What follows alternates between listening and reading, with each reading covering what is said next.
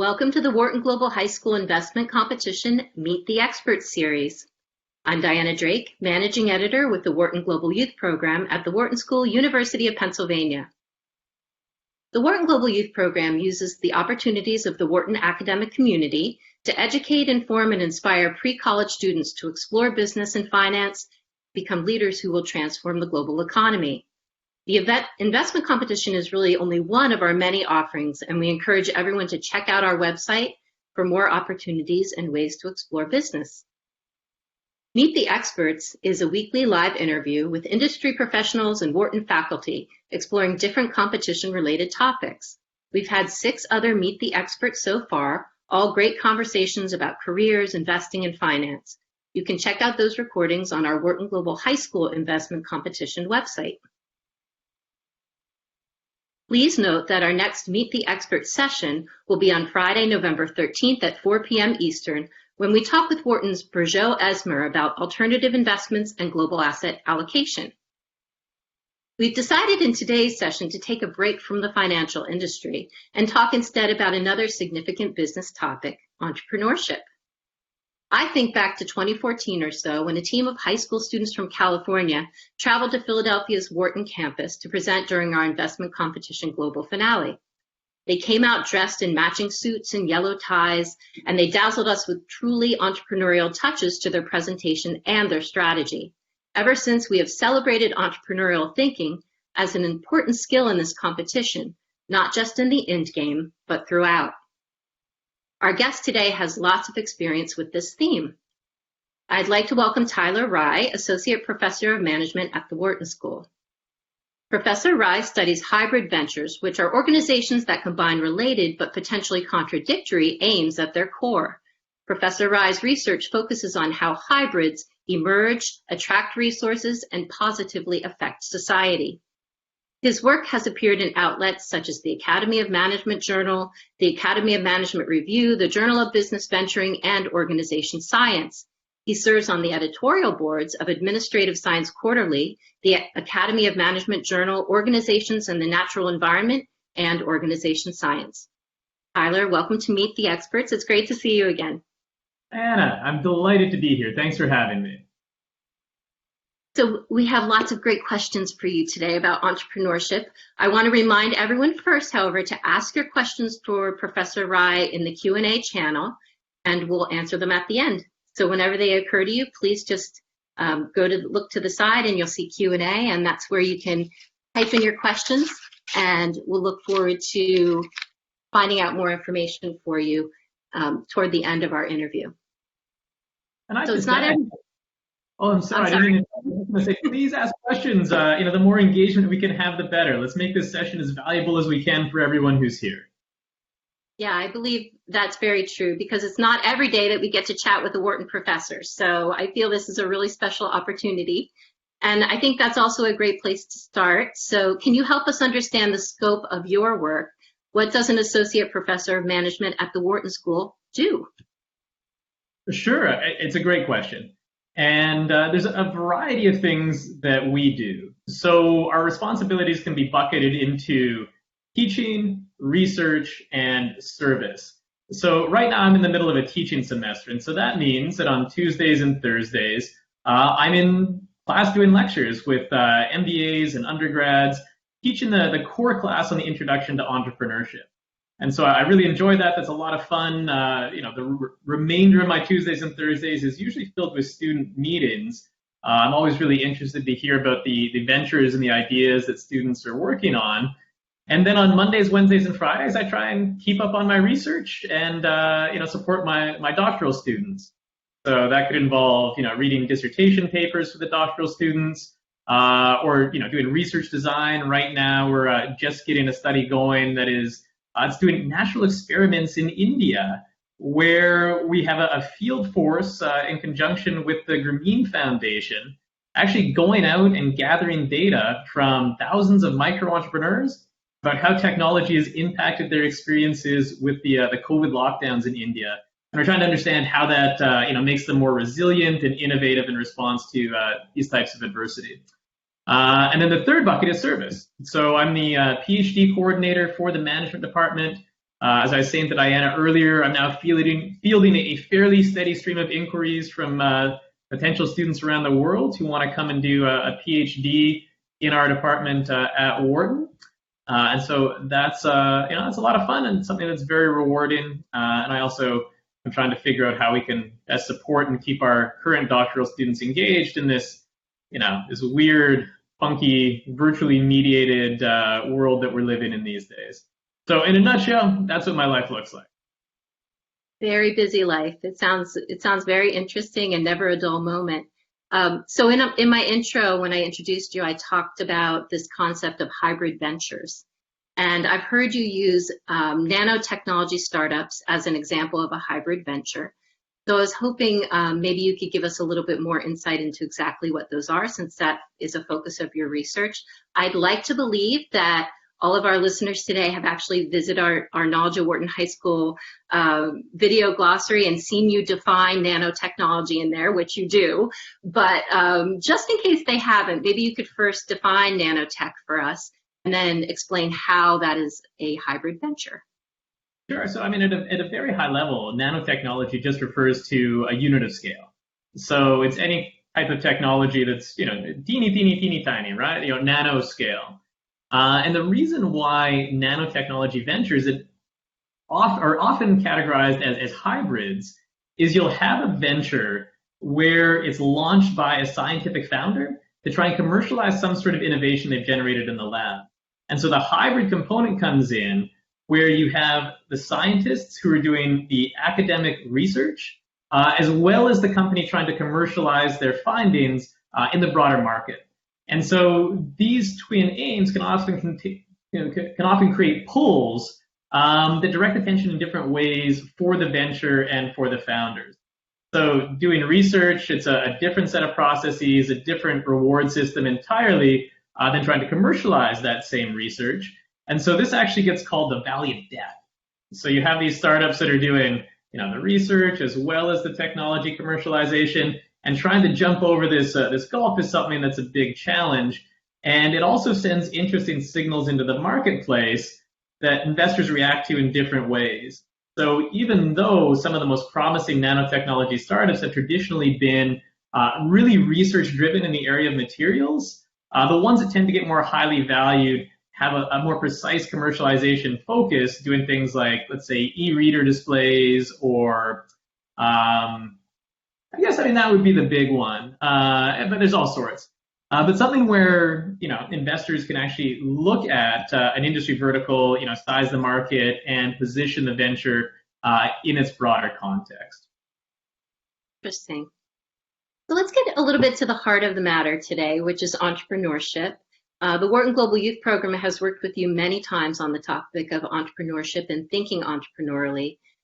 So help us understand what makes a successful entrepreneur and how would you define innovation?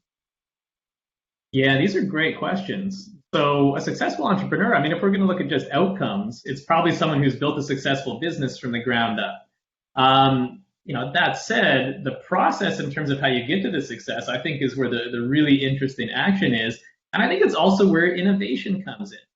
And so, as I've studied more and more of these ventures and taught more classes over the years on entrepreneurship, it's really become apparent to me that what distinguishes successful from unsuccessful entrepreneurs, and full disclosure, there's a lot of shades of gray in between those ends of the continuum, but the entrepreneurs who are more likely to become successful, they tend to be more empathetic.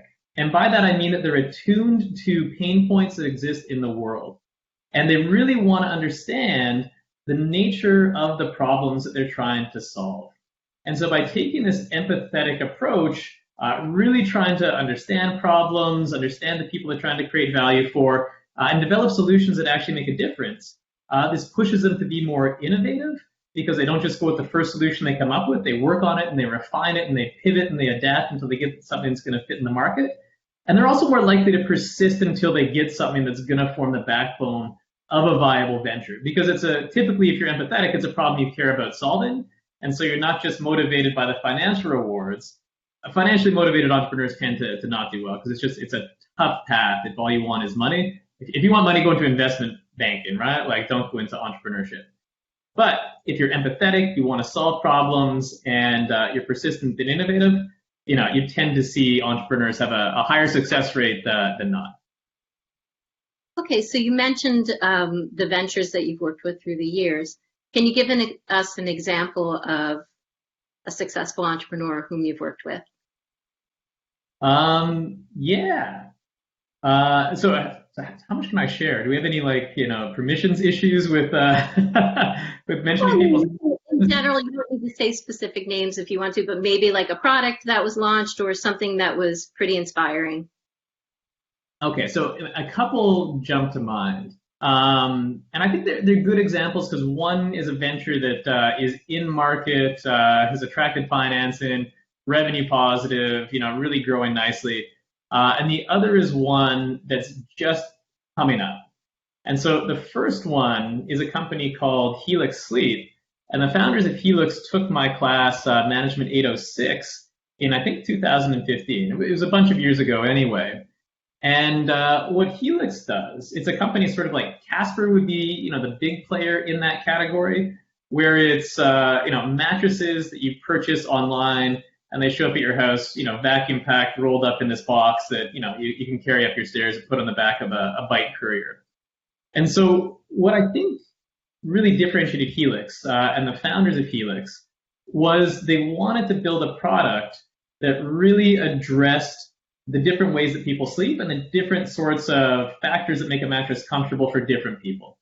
And so they didn't take the one size fits most approach like a Casper does, where they have one pretty good memory foam mattress.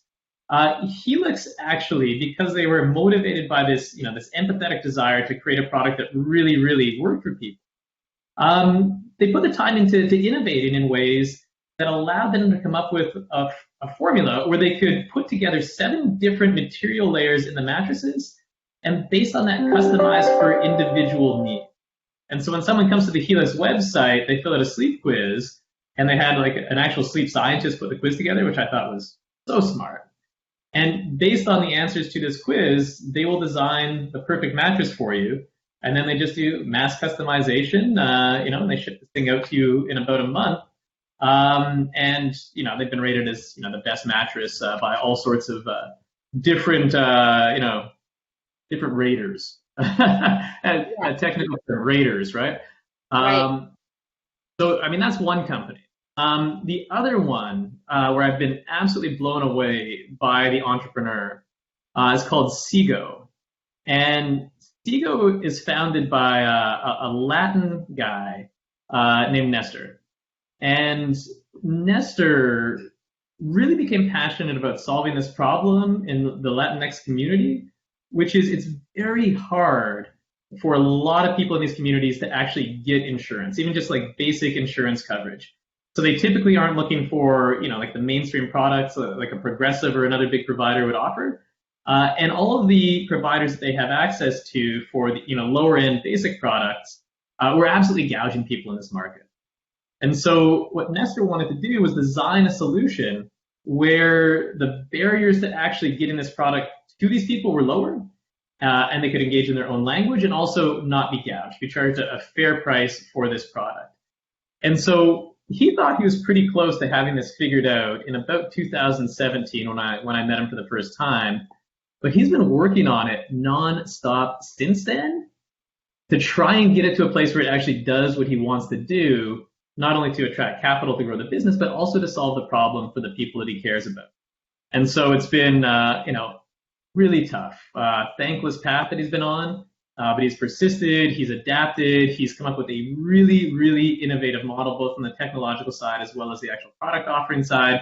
And he's just in the middle of raising his A round of finance. So he's getting venture capitalists to, buy shares in his company that will give him money to actually scale this up. Both making money for himself, which he is, I think, well entitled to after all he's put in, as well as maximizing the impact that he has through his venture.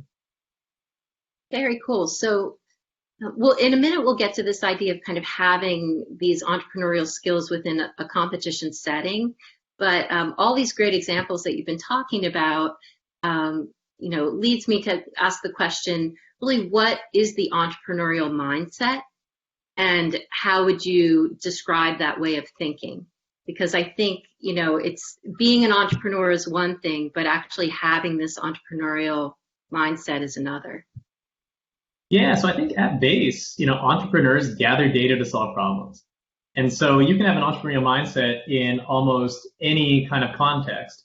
You see this in entrepreneurship, of course, in terms of business creation, but you also see it within organizations. So people act entrepreneurially inside their organizations all the time, starting new projects or, launching new initiatives in-house. And you can also see it, in competitions like the ones that Knowledge at Wharton High School is running, where teams take this entrepreneurial, innovative approach to try and do something that, is beneficial, new, differentiates in a positive way, and ultimately creates and unlocks value. And so in terms of the mindset that I think goes behind that, I think it's really motivated by a desire to solve problems that you perceive in the world. And it's not just enough to perceive the problem, you have to understand why that problem exists, and then think through, usually in very innovative and iterative ways, what a potential solution might be.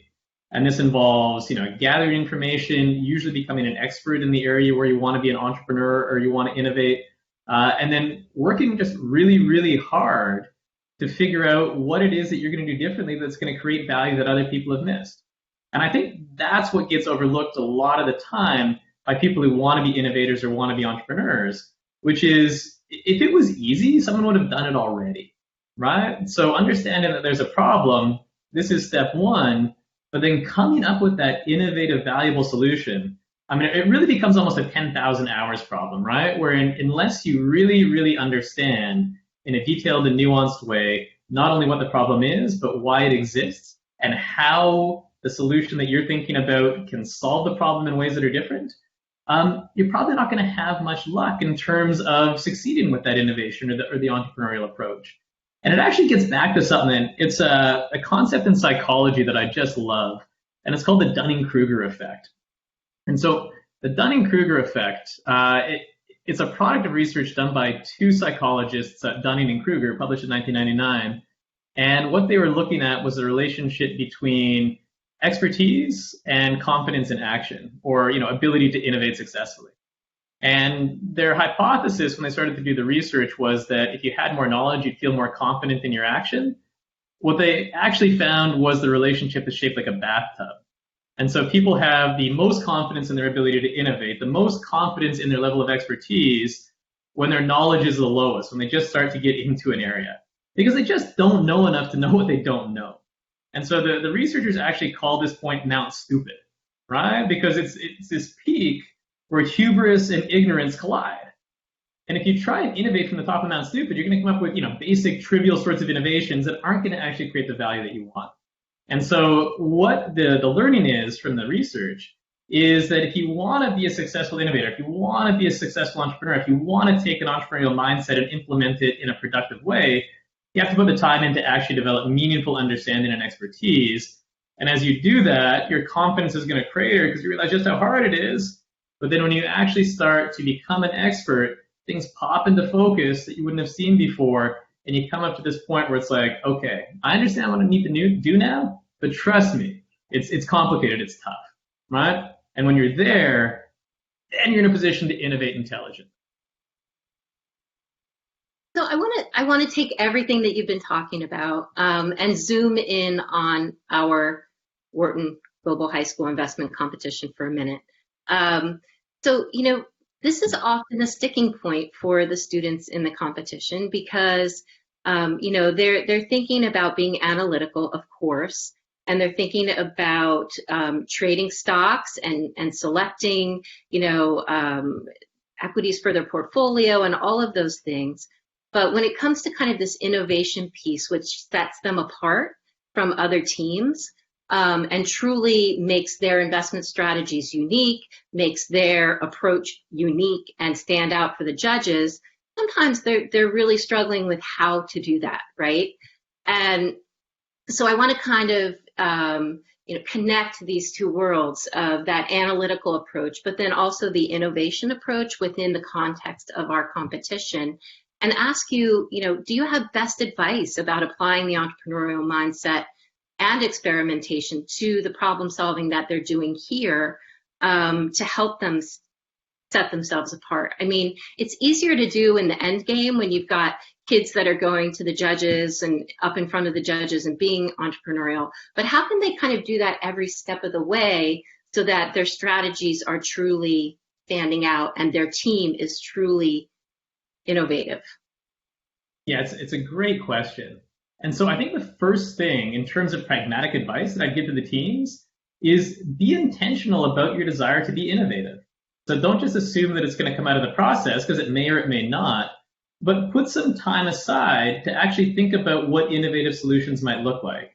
And, to link back to the last set of comments I was making, make sure that you're building on the learnings that you're getting from, other, chats like this, other resources that Knowledge at Wharton High School is providing, or other resources in general that are out there in the world about how to put together good investment thesis, and use that as the basis to start iterating. And so, brainstorming is, it sounds a little bit corny, but this is absolutely the approach you should try and take. And so put a little bit of time aside with your team just to brainstorm around what an innovative investment thesis might look like. And then, game out what the implications might be, right? And so don't zero in too fast. Make sure everyone has time to speak. There's also some advantages to having each member of the team brainstorm individually first. Run through some ideas that, each of you think could be an innovative investment thesis. And then come back to the group and discuss it together. Because if you do that, you're going to generate more ideas and you're going to get rid of all the social pressures in terms of what the inputs to the process are. And then you can really work as a group to game out the results, think things through, and get some idea about what you might want to do that could be innovative. The other thing is, not all innovations are going to succeed. Right? So innovation is just a deviation from equilibrium or the norm, right? And the results can be positive or negative. So don't worry too much if you innovate and the results aren't exactly what you want right off the hop. And this is where a little bit of data collection comes in, right? So what you want to do is test out these ideas and be intentional and thoughtful about how you're getting data and how you're doing the testing. And then if you run these tests and the data is telling you that your approach doesn't look like it's going to do what you want, that's no problem. It's par for the course. You then do what's called a pivot, right? You start thinking through, okay, based on what we've learned, what else could we do? And then, you're not trying to put the top brick of the wall in, you're building up, right? So every step you take, you're building on validated learning and you're getting closer to something that's going to be innovative and is going to work. And the other thing that I would say here is don't be shy about steering away from conflict, or be shy about steering away from conflict. Engage in conflict, right? There's two kinds of conflict. One is productive, one is unproductive. So you don't want to have what's called effective conflict, which is we disagree, so I'm mad at you, right? You're dumb, I'm smart, and these kind of conflicts get really unproductive, and you don't want that on your team.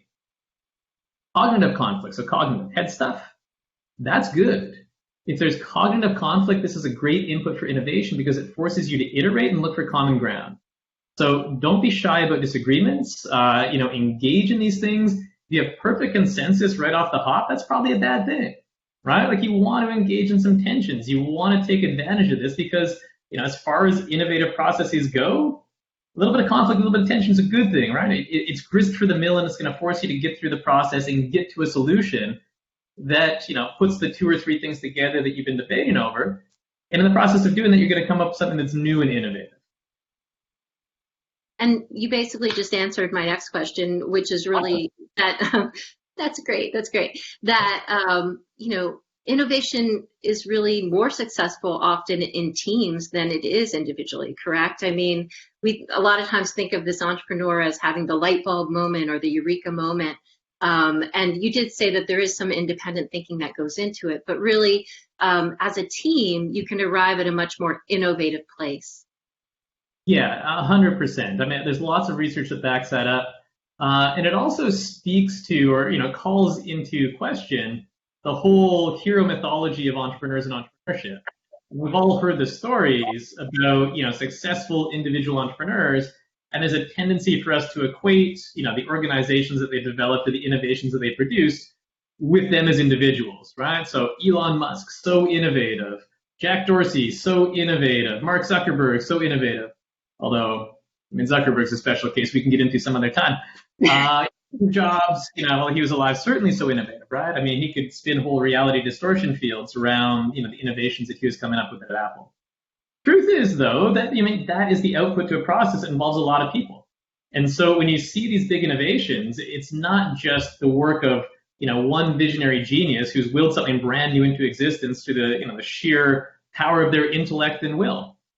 This is something that is much more often the intentional outcome of a process that involves lots of people iterating on ideas, and in a context where there's support for coming up with something that is different and some sort of acceptance or even celebration for failed innovations.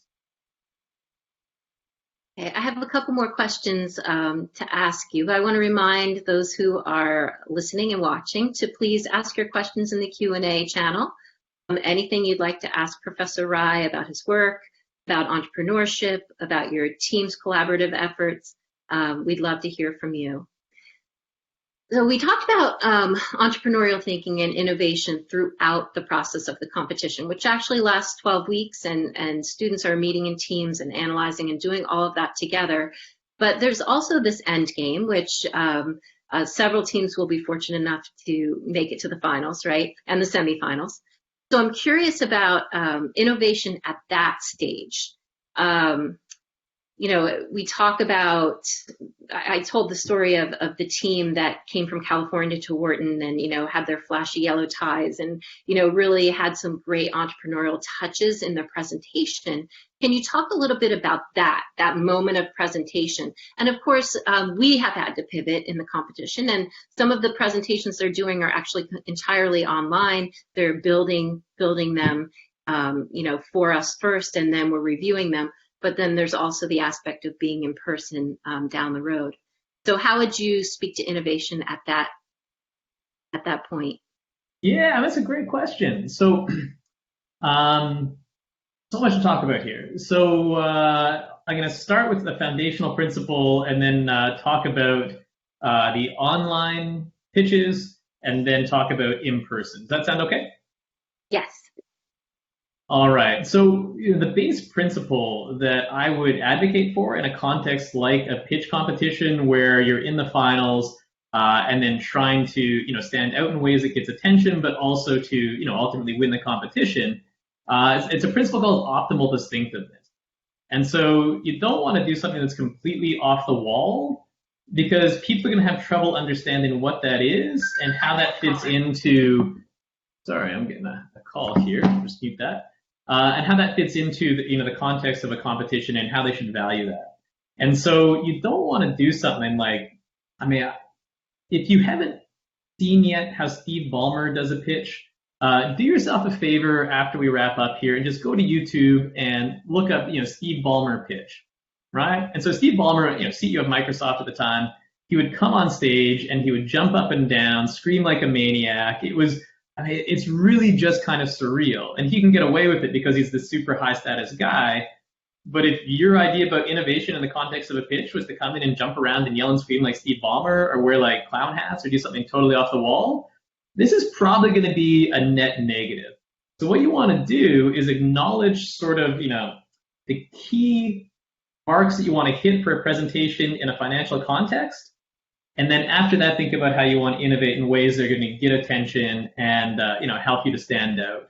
So part of that's going to be through your investment thesis and the pieces that have gotten you that far in the competition.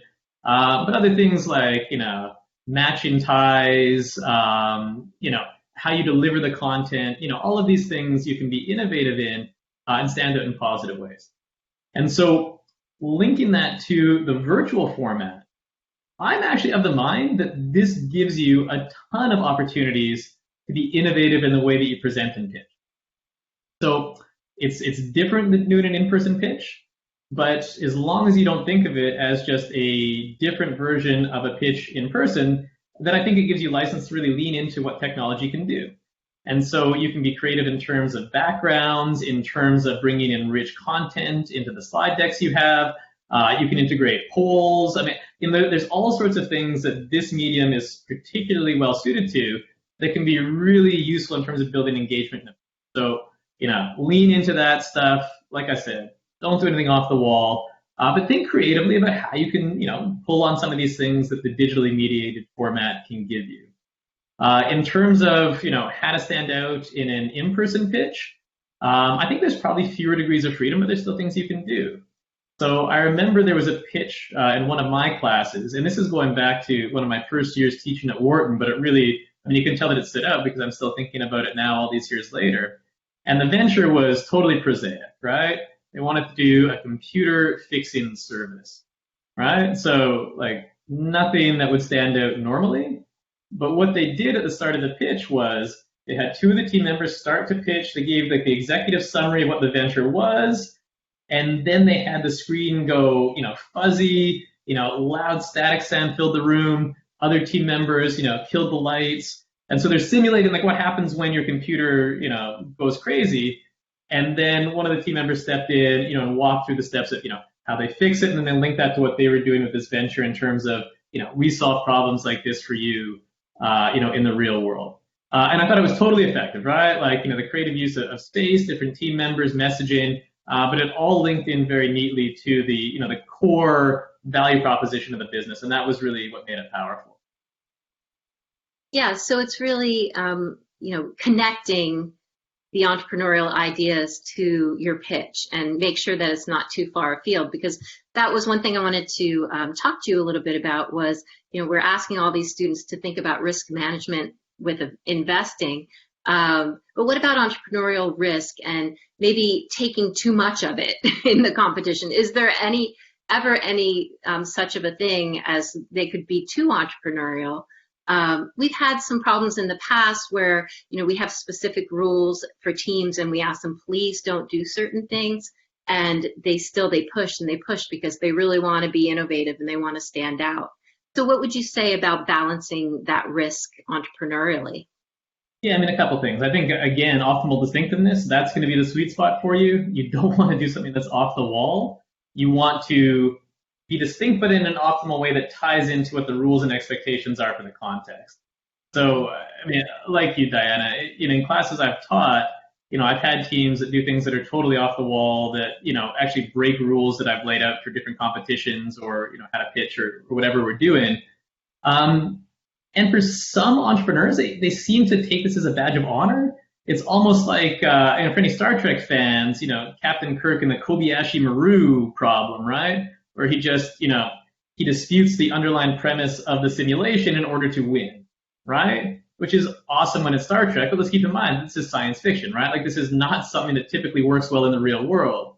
So, if you're going to be innovative, especially in the context of a pitch where there's something that's on the line, risk shouldn't be your barometer. This should be, how do you take what you have and distinguish it in a positive way? So every innovation should be very intentional. You should have some sort of outcome that you think this is going to produce. And if you can't draw the lines very clearly between action and desired outcome, don't do it. There is no glory in doing something ridiculous just for the sake of being ridiculous. You may be remembered, but it's probably not going to be for the right reason. So you want to be very thoughtful, very intentional, and you want to be outcome oriented.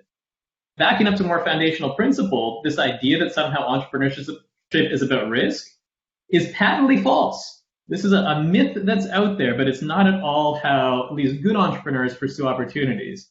Entrepreneurship is about risk reduction, right? It's about going through a measured, stepwise approach where you're learning as much as you can throughout the process so that you make sure that you're de-risking everywhere you can and you don't put something into market or in the context like this, into a competition where it's going to fall flat.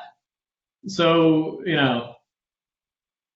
don't feel like, being entrepreneurial is about just, taking cavalier risks. It's absolutely not. Good entrepreneurs, they ratchet down systematically on risk and uncertainty to make the outcomes that they want more predictable. Yeah, and again, it's back to strategy. That's what we're preaching from the beginning of this is, to be strategic in the way that you think about everything. And I think sometimes students fall into the trap that it's quantity over quality, meaning that like, okay, the more I have, the better I'll be. The more I show them, the better I'll be. But really, when it comes to this kind of innovative approach, you need to select what you show carefully and be strategic about the way you're pitching. so that your point gets across and kind of doesn't get lost in the dizzying number of things that you're providing. Yeah, absolutely. You don't want the innovative components of your pitch to become a distraction. They should be an embellishment that helps you get across your core. Yeah, okay. I agree 100% with everything you just said.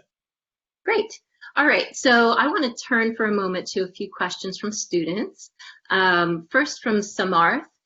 Do you think a successful entrepreneur would be likely to invest in his money on equity or debt or other entrepreneurial ventures like theirs, not the competition, whose founders resonate their same mindset and ambition to solve pertinent problems?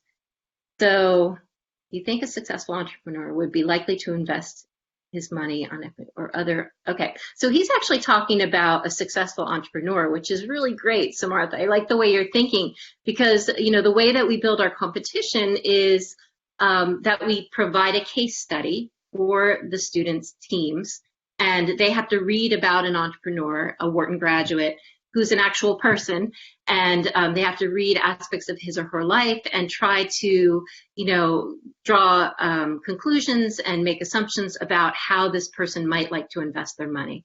So Samartha's asking, do you think a successful entrepreneur would likely invest his money on equity or debt or other entrepreneurial ventures like his own, whose founders resonate with his mindset and ambitions? So that's interesting. It's a really great question, and there's a lot in there. And all of those pieces are going to be tied together. So typically investors, if they're investing anywhere beyond the very earliest stages of venture development, they're going to look for investments where they have some expertise. And that's because expertise is going to be what lets them see whether or not the venture they're investing in is likely to succeed or fail. So that insider knowledge, understanding the space, it really is a net positive. And so, investors tend to look for areas where they can add value and they understand the space, because again, this de-risks the investment a little bit because they can start to get a line of sight on what their liquidity is going to look like.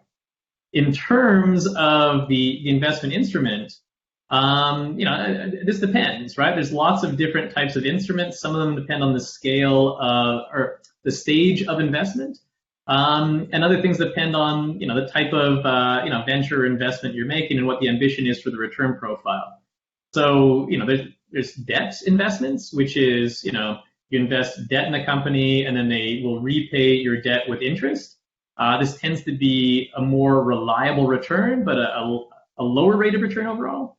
And equity investment would be, you buy shares in the company. And the idea is that, through buying these shares, you're going to give them the amount of money they need to scale and then provide you with a much bigger return, but there's also much bigger risk in that investment, right?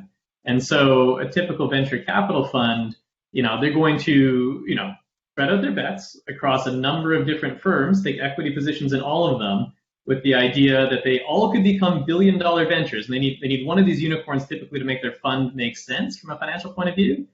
And then only 1 in 10 is typically going to get there, right?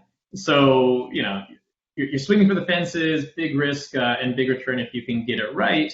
And then you also see hybrid instruments. So a lot of very early stage investment would be on something called a convertible note or a safe note, where you're investing debt in a company that will convert into equity upon a formal valuation of that company. And the reason you make that kind of investment is for an early stage venture, trying to do a valuation on it is meaningless because you just don't have enough information yet. So you punt on the valuation question, but you still preserve the option to have your investment turn into equity down the road. So a lot of hemming and hawing there, not a definitive answer, but hopefully some insight. Well, and you also dropped that great term unicorns. So I need you to explain that to our audience. Oh, yeah. It's such a part of the lingo that, I forget that it's not second nature to everyone. A unicorn is a venture that has a valuation in excess of $1 billion. And so an example of a unicorn that came out of Wharton would be a company like Warby Parker. Their valuation is about $1.75 billion right now, so they're clearly in unicorn territory. But there's lots of other ventures that you could point at. And they're called unicorns because they're rare, mythical, and valuable, right? And so that's where the word comes from. Yes, I love the lingo of entrepreneurship. It's great. All right, another question for you. As a professor, what kind of mindset do you expect or encourage students, generally who want to work in the investment field, to have? So I'm not a finance professor, so I can give you my point of view as a strategy and organization theory professor. Um, but for me, a lot of the research that I've been doing these days is around impact investing, which is a hybrid approach to investing where you're looking to blend social and financial returns. And so what I look for in students that are interested in that is, again, coming back to one of the comments I made earlier, this empathetic orientation where the student is really interested in solving a problem through their actions, not just generating return. I think that makes for better investments, and especially in the context of impact investing, is going to be, a really useful North Star in terms of identifying the most productive opportunities. So that's my perspective from a certain type of investment. Beyond that, I would just say, hard work, diligence, ambition. I mean, all of these, unglamorous drivers of good outcomes in any field. Yeah. And I'm so fascinated how often the word empathy comes up in every aspect of business. And I feel like it's a word that kids need to understand 100% if they're really going to go into any field related to business or finance, because, it's important to leadership. It's important to, as you said, impact investing, entrepreneurship, and all of these things, being able to understand how other people think and, how they operate. 100%. Yeah. I mean, you need to be able to adopt other people's points of view, understand the problems they have, what their interests are, what their decision processes are, or else you're just guessing, right? And so actually taking the time to adopt this empathetic mindset, super valuable. So another question, we've talked a lot about kind of, thinking entrepreneurially within the context of our investment competition. Can you give me some examples of other intersections of investing and entrepreneurship? I mean, it's interesting because obviously, you're going to have people starting businesses around this, but I'm just wondering if we can help draw those connections for students, for these two worlds that they're exploring and are interested in. Sure. I mean, I think the most obvious interaction between investment and entrepreneurship has to do with how ventures go about, capitalizing, their ideas to take them to market and grow. And so, that's going to be, encapsulated in this whole big area of venture capital and then private equity investment. And so venture capital investment is, typically earlier stage in a venture. It's driven by, people and stories and potential. And then private equity is numbers-based investment, right? So you take operating data and you look for opportunities where there's growth, where a company can take an infusion of capital and it really just makes that wheel that's already spin faster. But there's lots of nuance in that space. So I'm happy to dive into that. But is that the kind of answer that you're looking for, Diana? Absolutely. No, that's great. That's great. Yeah, and we only have a couple more minutes, Professor Rice, so I want to be mindful of that. We like to end with this one question about skills. So our students are still in the early stages of their academic journey. As you reflect on your studies and what you've learned, what skills do you wish you had the chance to learn that you didn't? So, what would you pass along to students that might have been a missed opportunity for you? So, I mean, I still feel like I'm learning every day. And if I'm not, then, I'm really disappointed with myself. So if I was going to go back, to put myself in my high school shoes, so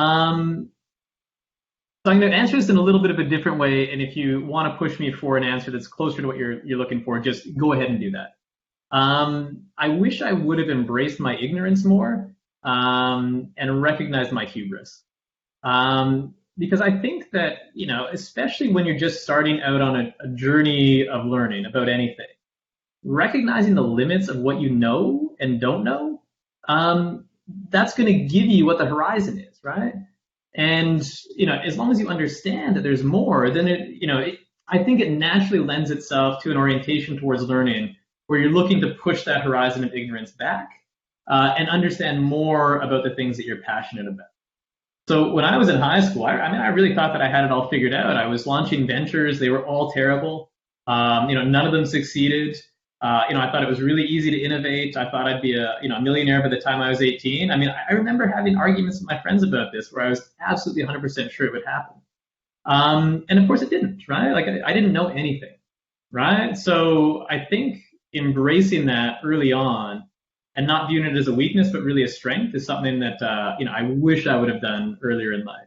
Because I think the world becomes a much more fascinating place when you recognize that you really don't know much about it. And then you use that as a motivation to, like I said, expand your horizons, learn more, and really engage your passions. So that would be my advice. And if there's, something specific that, you want to push me on, please feel free. No, that was a beautiful answer. However, I do need to push you on hearing one example of a company you started that didn't work out. Please, what path were you going down in high school where you actually failed and learned from it? Yeah, so I'll give you a couple examples and then how that related to something that's been really sort of pivotal in my sort of journey through life.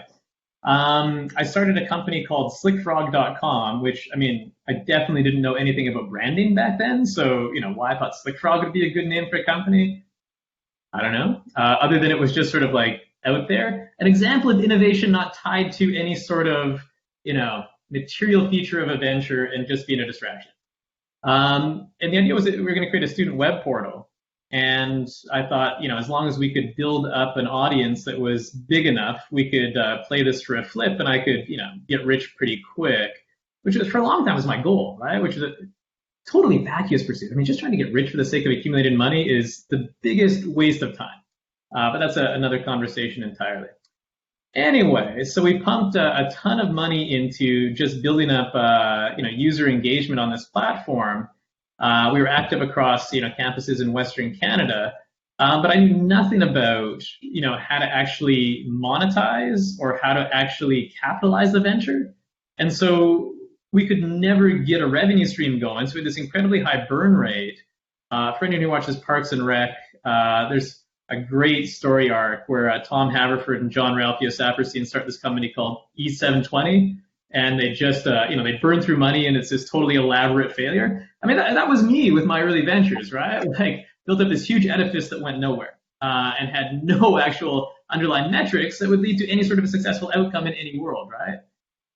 So that failed. Then I started working on a company called StudyBucks, and the idea there, which I think is still a pretty interesting idea, was to aggregate all of the loyalty points that people connected and do this in a networked way because every loyalty point has a cash metric that underlies it, at least a conversion, but aggregate all these dollars together in a way that would let people fund their education, so for tuition. I had a horrible co-founder. We could never get along, and exposed me to really just how ugly business can be, and it left me with a really bad taste in my mouth. And so that actually put me on the pathway towards social entrepreneurship and hybrid ventures and trying to understand how you can use business as a force for good in the world, right? And since then it's been almost 20 years. I spent that entire time trying to understand that problem, and so I still don't feel like I'm a ton closer to an answer, but every day I learn something about it and get a little bit closer and try and contribute a little bit of that knowledge back into the world. Excellent. Well, Tyler, thanks so much for joining us today on Meet the Experts and helping us to think entrepreneurially. And thanks to all our students and educators for tuning in. Don't forget to register for our Meet the Experts with Burjo Esmer on November 13th. And good luck to everybody with your strategies.